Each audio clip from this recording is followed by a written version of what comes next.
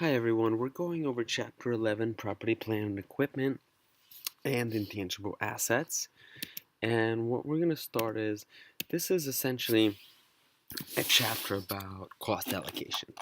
So what is cost allocation? We're really talking about how do you expense assets that you've previously purchased, right? So if you've purchased an asset and now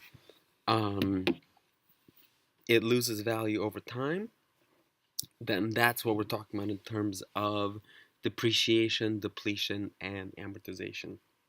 So this chapter talks about how to expense that cost, what are the methods that are US GAAP accounting methods related to that, and also we're going to learn about what are some of these intangible assets that are out there, such as patents and trademarks and goodwill and things like that, and how do you deal with expensing those kind of things, because they can also affect your they can also expire over time, right? So the third thing we're going to go over is the cost allocation. What does this mean? If you bought something for 8,200 and it's worth 2,200 at the end of its life, you're going to work with this amount of 6,000. That is what's called the depreciable amount. And over time, that goes from the balance sheet to the income statement. What drives this process in terms of measuring this thing is called service life, allocation base, and allocation method. And so it depends on what is the useful life and what method you're going to be using. So how long is this piece of equipment going to be around, and what is the initial value minus the residual value that's you allocate the allocation base over the useful life. Okay, and then there's an allocation based on the time and also based on the output. Some systems you can use output.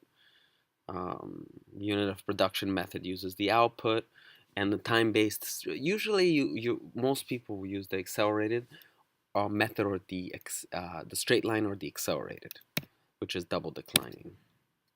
So here's an example with the straight line. You bought a machine for 250 as a residual value of 40. So with the straight line, you simply take the difference, right, which is 210 divided by 5 years, so it's 42,000 per year. And that's what we do. Then this is the straight line method, and as you allocate that over, you take the depreciable base of 210 times 1/5.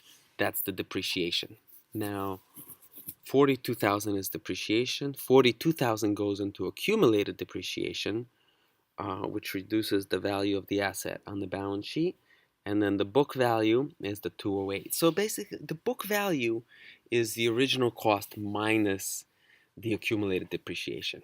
And the book value, every year the book value goes down because it's the original cost minus the accumulated depreciation. You're kind of like, well, how much of this asset do I have left on the books? That's what book value is.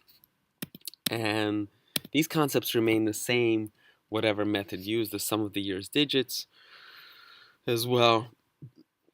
Here you do most of the depreciation in the beginning because you're assuming you're kind of taking up most of the asset in the beginning of the years, and it's just kind of like 5, 4, 3, 2, 1, and it's basically the total is the sum of 1, 2, 3, 4, 5. So the denominator is the sum of the year's digits, quite literally, and the numerator is the year that you're in. So if it's in the first year, you actually use the most, 5, 4, 3, 2, 1, and that way you see most of the asset comes in the beginning.